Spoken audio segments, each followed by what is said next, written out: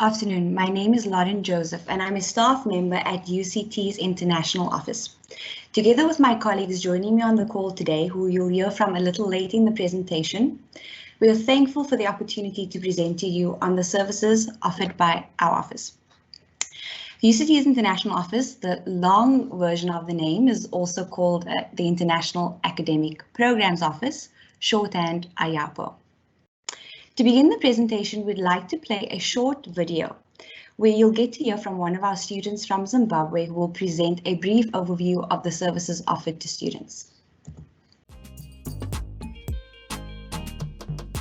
Hello, my name is Tinai Ishinota. I have the honor of introducing you to the International Academic Programs Office at the University of Cape Town, also known as IAPO, or simply called the International Office. The University of Cape Town is home to nearly 5,000 international students from over 100 different countries. International students represent 18% of the student population. International students add to the richness of the academic, social and cultural life on UCT's campuses and bring international flavor and diversity to our community. As a world-leading teaching research university, strong ties with the international academic community through collaborative partnerships with universities is central to UCT. A core focus for the International Office is building these relationships and ensuring UCT remains the top-ranked university in Africa. UCT is strongly committed to the diversity of its vibrant campus. The international student community sits at the heart of this. Students from different backgrounds and cultures form lifelong friendships.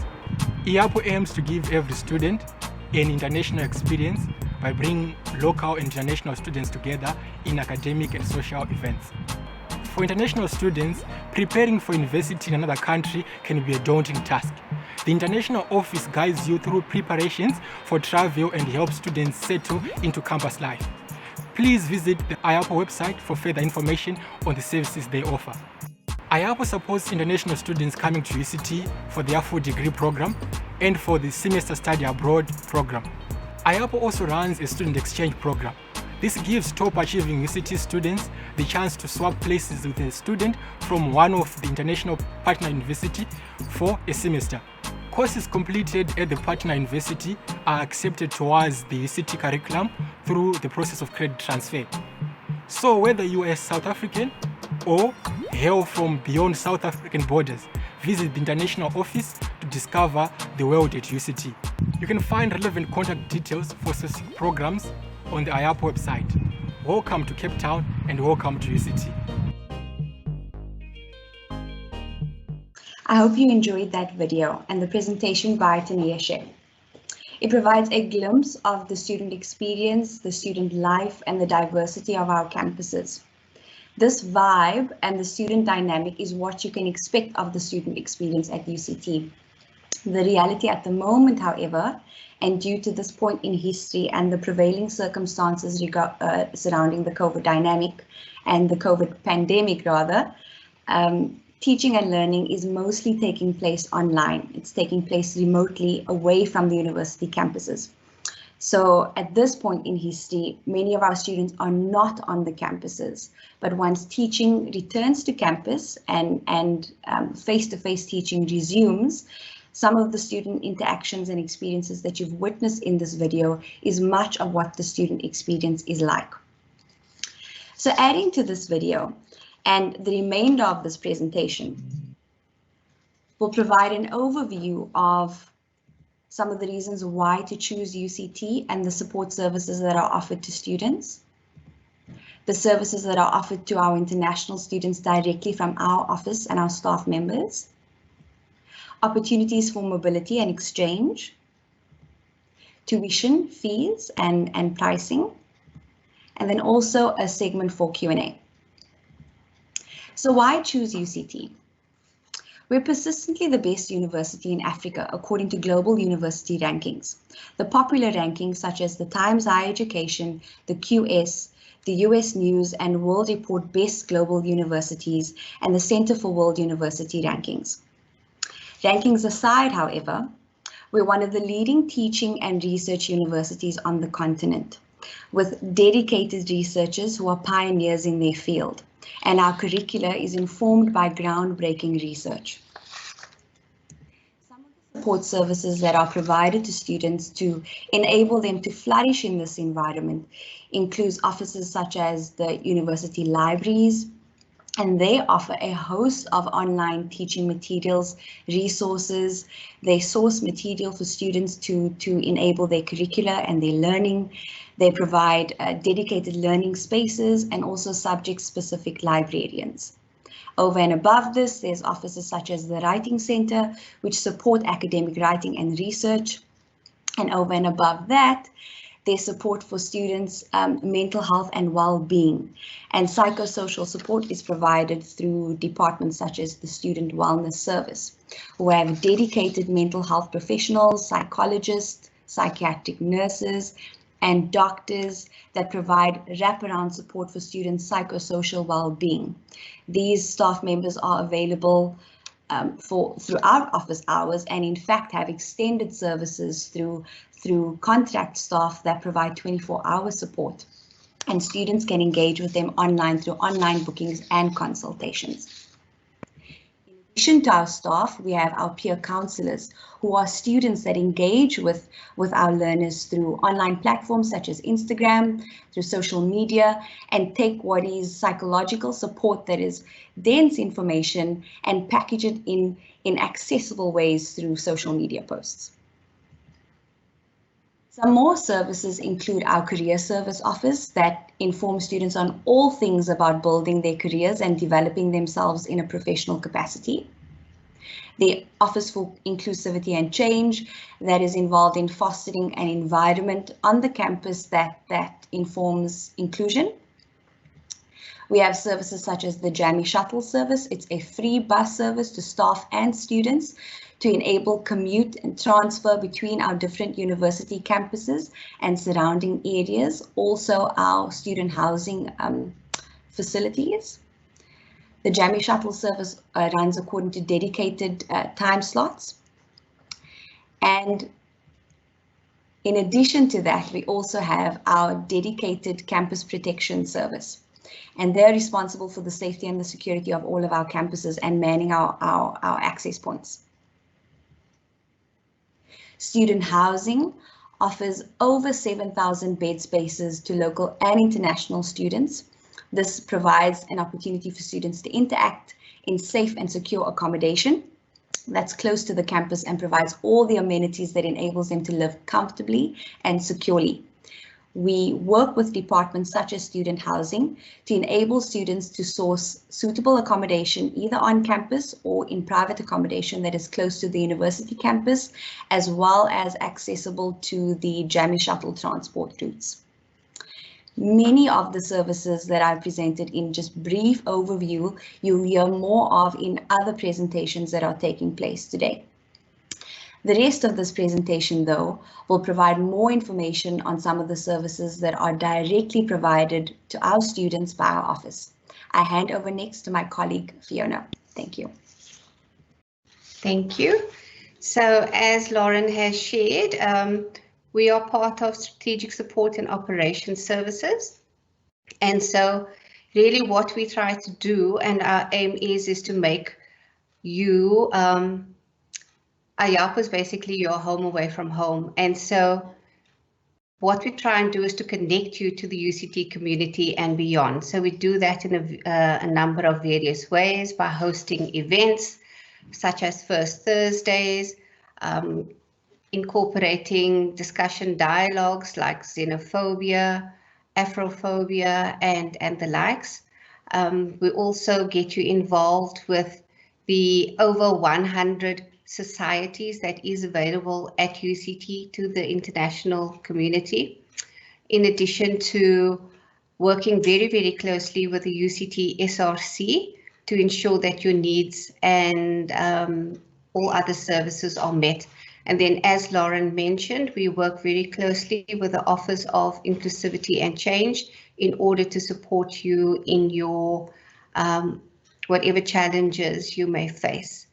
And as you are considering your journey at UCT, we would provide with information regarding to academic advice connecting you to the relevant parties or faculties within UCT as well as the admissions office.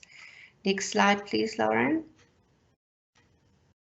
So in my portfolio specifically, I deal with visa and immigration. So once you've applied to the University of Cape Town and you receive an offer to study, you would receive a letter of undertaking which will support your visa application. And we are there to guide and direct you through the process. Noting, as Lauren said earlier, that the pandemic has caused a bit of disruption in the way we normally operate. We, as far as possible, we work very, very closely with the Department of Home Affairs as well as missions abroad in order to keep you abreast of changes in regulations and so forth. Bearing in mind that because of travel bans instituted by certain countries, there's very little that we can actually do in those instances. But we try and work with you as well as with the faculty to see how best we can support you in, if you're not able to travel to South Africa, what options are available to faculties. Thank you, Lauren. Next one.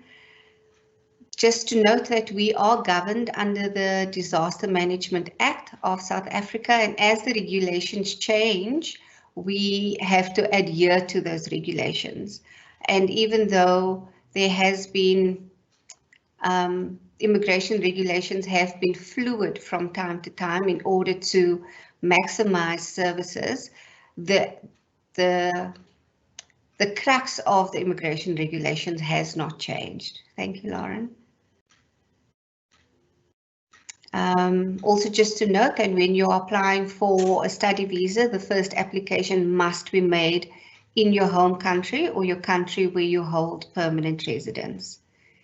Next, Lauren.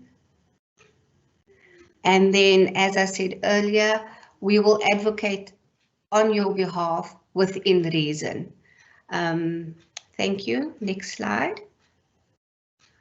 Just to note that there is we are mindful about expectation versus the reality of what can be done. So you've applied to UCT, you've been accepted, and now you will receive the following communication from us. You will receive a pre-arrival checklist in the form of a MailChimp. It will guide you through, have you purchased, do you have your visa, do you have these documents? We will provide you with pre-registration guidelines. We would then, prior to you joining, share information about our virtual orientation. Unfortunately, we won't. We really try and bring the gees virtually. But yes, just to bring you on board with what you can expect at UCT and to integrate you. And next one, Lauren.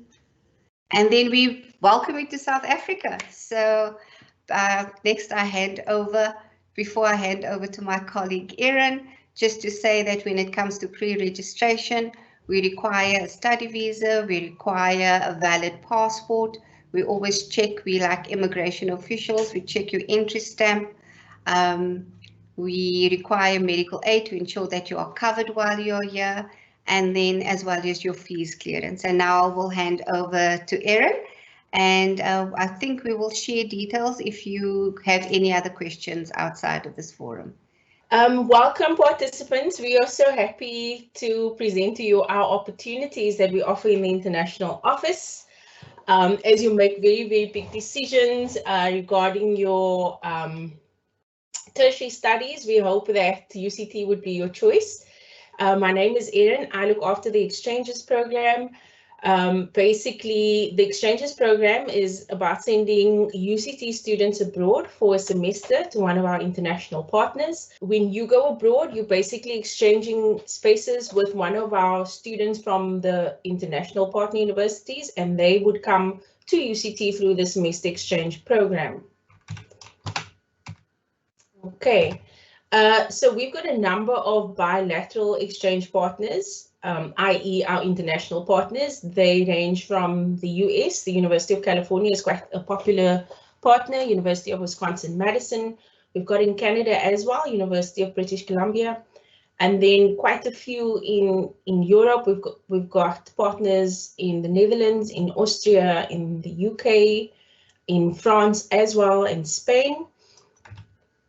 And this is where I just want to briefly just go over the eligibility criteria. If you are a full degree student and registered at UCT, you are eligible to submit an application. If you are a final year undergraduate student, you are also eligible to submit an application, provided you are accepted for a postgraduate degree or postgraduate studies. So undergrads, they need to at least complete 3 semesters before they go on exchange, and they would therefore go on exchange in the 4th semester, i.e. 2nd semester of 2nd year, and they will return in the 3rd year, 1st semester. So it's a full semester. So normally the semester exchange takes place from August in the year of your 2nd year to December in the year of your 2nd year.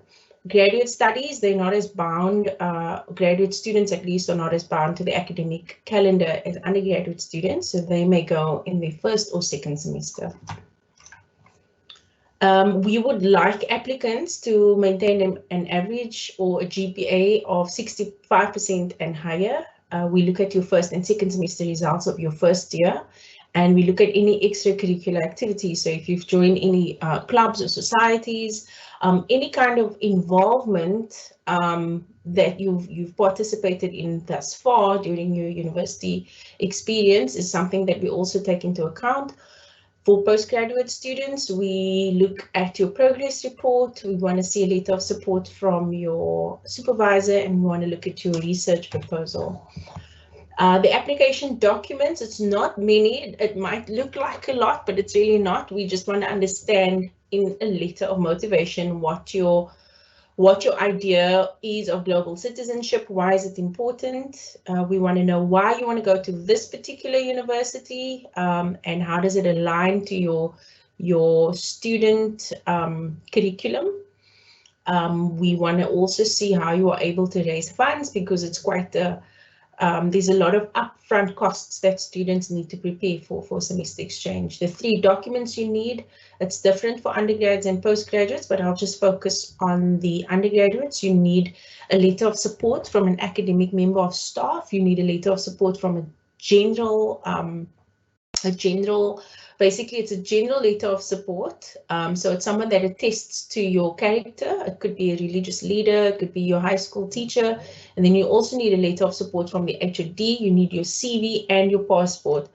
I must say you don't need a passport at the time of your application, but you definitely need it once you know that you've been accepted for a semester study abroad. Okay, I'll hand over to my colleague Sharon to discuss and share information on fees. Thank you. Good afternoon, everybody. My name is Sharon, and I work in the finance section of the international office, where we deal with tuition fees, etc. As part of receiving pre-registration clearance at UCT, once your application's been successful, you need to have your international fee clearance done. As part also, in addition to that, you need to have your immigration clearance done, which will be done by the owner them's office. So UCT's fee structure for international students is as follows. Students from the SADC region, you'll be charged the UCT tuition fees. And in addition to that, you'll be charged a non-refundable administrative fee, which is 4,400 for 2022. Students from the rest of the continent, they will be charged the tuition fees, the admin fee, as well as an applicable international term fee. These details are all in the fee booklet, and the link to the fee booklet will be posted in the chat. The students from the rest of the world, this is now outside of the they'll be charged a different set of international term fees. Once you register, all this will be levied to your fee account. As an international student from the SADC region, your initial fee payment will be due on the 4th of February 2022. The total of this is 30,000 Rand plus your 4,400. UCT's second final payment date is on the 30th of June. We do not make allowance for monthly payments. We have two payment dates, which is the first one is in February, and then after that is the 30th of June. If you still have fees owing after this date, you'll be charged monthly interest fees. For international students outside the SADC region, if you're an undergraduate student, you will have to pay 105,000 Rand. If you're a master's student doing coursework and dissertation, it's 70,000. And if you are a master's by dissertation, it will be the full fees plus the 4,400. Similarly, for PhD students, it will be the full fees plus 4,400. Please note this is not the full and final cost, because these are your initial fees which are due by the 4th of February, which will allow you clearance for registration. Let me go back there. And then there's a link to this document I've just shared with you, which are the initial fees, which will also be posted in the chat. This is all about fees right now. If you have any questions, you may email the IAPO Finance Office for information. The fee booklet for 2022 will only be published towards the end of the year.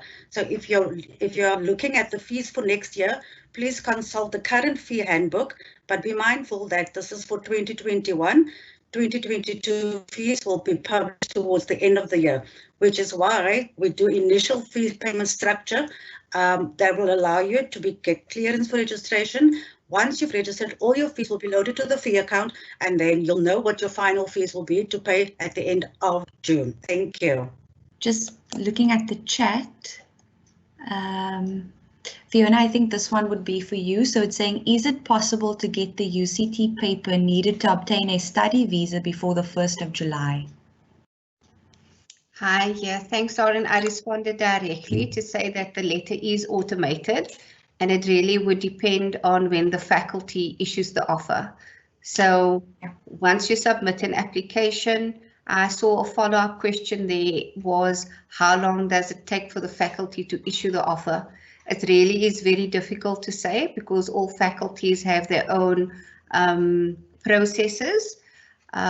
Some issue offers sooner than others, but generally I think it would be after the deadline date of the application that you could anticipate to receive an offer of study. And so when you receive an offer to study, you would receive an automated B84, which is your letter of undertaking in support of the study visa application. So as soon as you receive your offer letter, within 24 hours or so, you should automatically receive that letter. If you don't, you can email the international office. Thanks, Fiona, and we'll put the email address in the chat. Yes. Erin, there's a question for you, but I see you've picked up on that, so you're replying. Are there other questions? Let's see, and last one. How long does it take for the faculty to send an offer after the application is submitted? I think that's a faculty question. Admissions, perhaps? So Fiona's touched on that now, Sharon. It really does depend. It's hard to say. Mm-hmm. I think it's faculty specific. Definitely is. Yeah. Yeah. Thanks, Fiona, for posting the email. So Sharon, just emphasizing the fee payment dates again for 2022. The initial payment is the beginning of February. 4 February. The 4th of February. Final fees. The final fee payable by the 30th of June. Okay. Is a medical aid question? Sorry. Medical aid. So medical aid is required for holders of study visas. If you're residing in South Africa, you need to hold medical aid cover.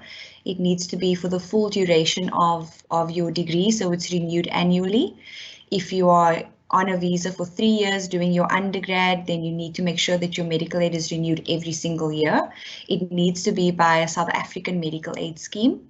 So if you are from Namibia, for example, and you have a medical aid that's only recognized there, even if your medical aid tells you that they will pay for any procedures or medical care in South Africa, if it's not registered with the South African scheme of the Council for Medical Aid Schemes, then it cannot be accepted. So it needs to be a South African medical aid scheme like Discovery or Momentum or Bonitas, one of those schemes that are registered in South Africa.